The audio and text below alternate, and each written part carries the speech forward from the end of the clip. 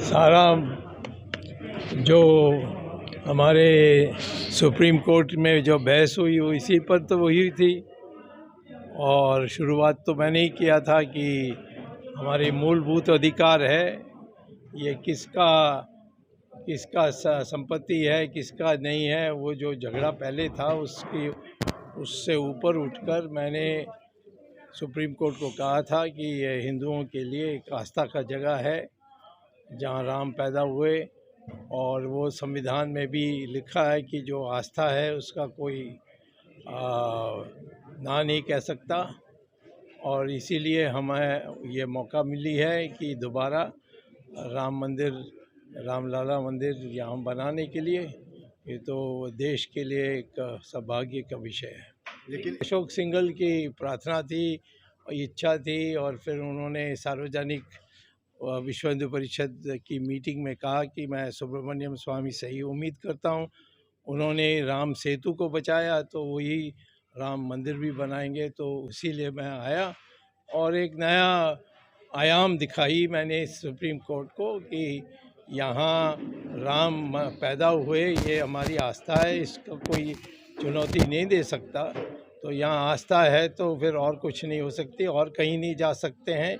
एक ही जगह है देश में कि जहाँ राम पैदा हुए, वो आस्था के अनुसार यही है।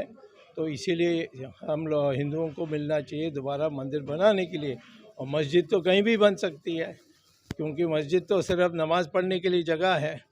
तो इसीलिए हमारी बात सुप्रीम कोर्ट ने मानी, हम जीते। उसके बाद हमने ये पहली बार इस तरफ आ रहे हैं। अब ये सारे संचालन तो प्रधानमंत्री कर रहे हैं, तो इसमें मुझे टिप्पणी करने की जरूरत नहीं। कांग्रेस पार्टी है ही कोई पार्टी, वो तो एक विदेशियों का एक गुट है। उसमें बाकी सब लोग एक गुलाम जैसे हैं। वो पार्टी तो उसको कभी नहीं मान सकते हैं। पार्टी तो बीजेपी जैसे, जहाँ अनेक लोग हैं, अनेक विचारों का लोग है, ऐसे पार्टी होनी चाहिए। तो कांग्रेस पार्टी का कोई मुझे तो भविष्य नहीं लगता जब तक ये नेहरू परिवार की छुट्टी नहीं होती। इंडिया गठबंधन को आप कैसे देखते हैं? इंडिया गठबंधन, वो अभी गठबंधन तो रोज लड़ाई चल रही है। तो जब गठबंधन चुनाव में टिकट्स के बांटने के बाद आप पूछोगे तो मैं बता सकता हूँ। 22 तारीख को पीएम मोदी आ रहे हैं पाकिस्तान में जनगान करके। हाँ, मुझे क्या कहना है, वो स्वाधीन है यहाँ आने के लिए, और मैं नहीं होऊंगा, इतना ही कह सकता हूँ। अच्छा, केरल में जो अभी प्राथमिकता में विस्फोट हुआ, तब क्या आपको लगता है? नहीं, ये तो है ही हमारे देश में खतरनाक यानी ऐसे घटनाएं हो रहे हैं जहां आतंकवादी लोग, और ख़ास तौर जो विदेश से प्रेरणा लेते हैं वो कर रहे हैं।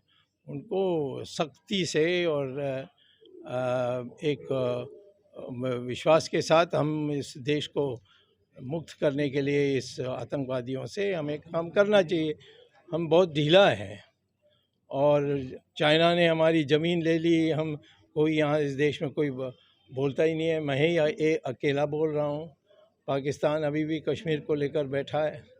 तो हमारे देश में ऐसी चीज़ें बहुत हो रही है, परंतु मैं समझता हूँ कि ऐसा नेतृत्व होना चाहिए जो इनको सीधा टक्कर दे सकते हैं। जैसे इजराइल कर रही है अभी हमास के साथ, वैसे मिटाने के लिए जो इजराइल कदम उठा रही है, वही वैसे ही हम भी करना चाहिए।